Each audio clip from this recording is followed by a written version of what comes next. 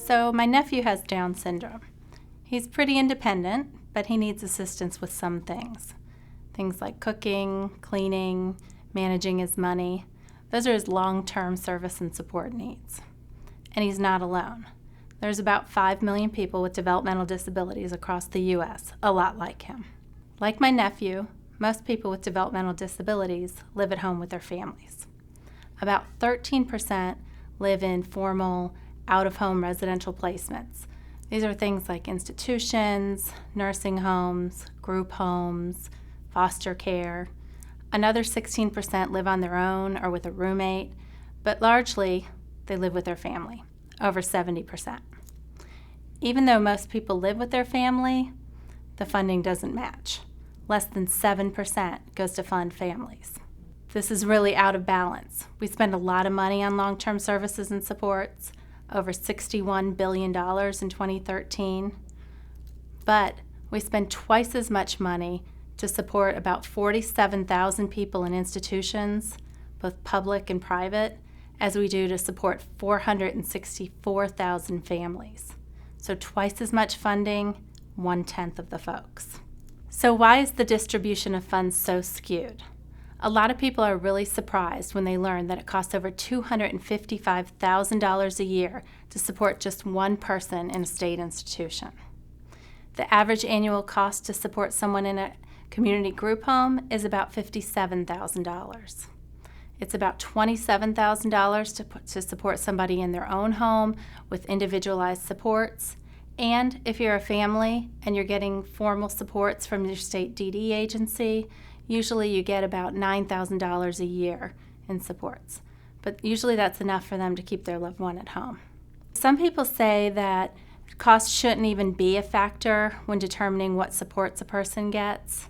But is it equitable that one person gets over $250,000 worth of support a year while there's hundreds of thousands of people waiting for supports, many of them getting nothing? And those are just the people that we know about. So not every state uses state institutions. In fact, 14 states in the District of Columbia no longer do. And there's about 12 or 13 states that use them to support less than 200 people each. So how do they do this? How do they fund community services?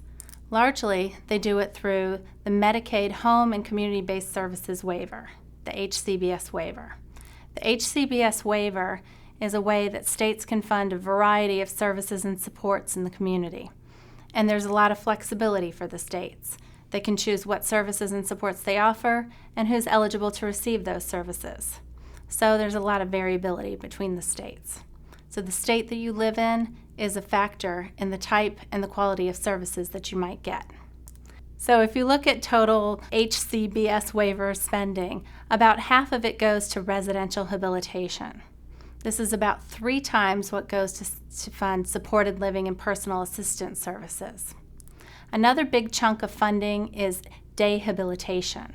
That makes up about 18% of the pie. This is about 9 times what they spend to fund supported employment. And the rest of the funding goes to fund a variety of services and supports at smaller levels. So there's things like respite, family caregiver training, assistive technologies, behavioral supports, self-advocacy, things like that. There's some unique and creative services, too, that states are funding. For example, some states are doing neat things in the area of youth employment, peer mentoring. New Mexico is doing some services that are specifically tailored to the Native American community. So people are largely supported in the community, and they've been able to do this through the waiver.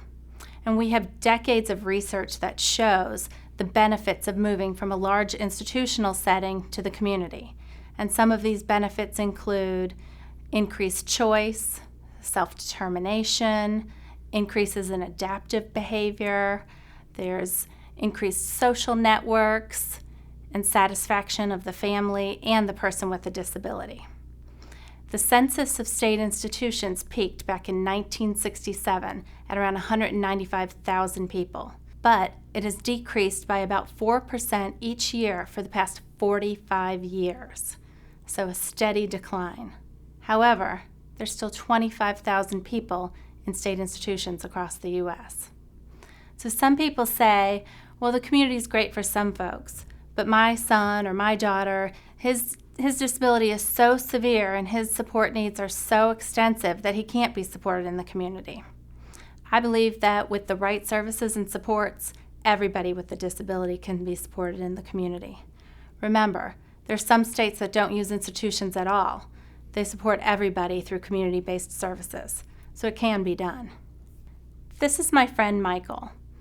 Michael went through a series of health issues in the past couple of years, and he ended up in a nursing home.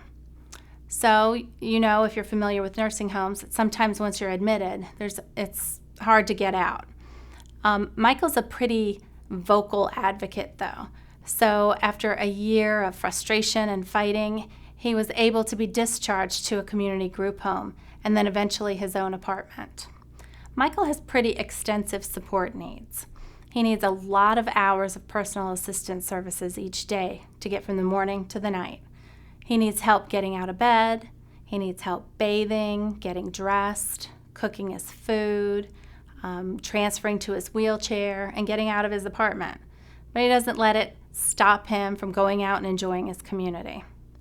So Michael does a lot of things. He's really active with volunteer work. He has a lot of friends. He likes to go to the local bars. He likes to go out to eat. And recently he's discovered Facebook. So you can see from these Facebook posts that if he were in the nursing home and he had access to Facebook a few years ago, his posts would have looked much different. They would have shown all of his frustration and his anger at being segregated from his community. But now you can see from his posts that he's feeling excited and he's feeling awesome in his own apartment. And this is just one example of what can happen when somebody has access to the long-term services and supports that they need. So what a difference this move made in Michael's life, from being in a segregated institutional setting to being in his own apartment with his friends with real experiences in the community. Why can't it be this way for those 25,000 people that are still in state institutions today?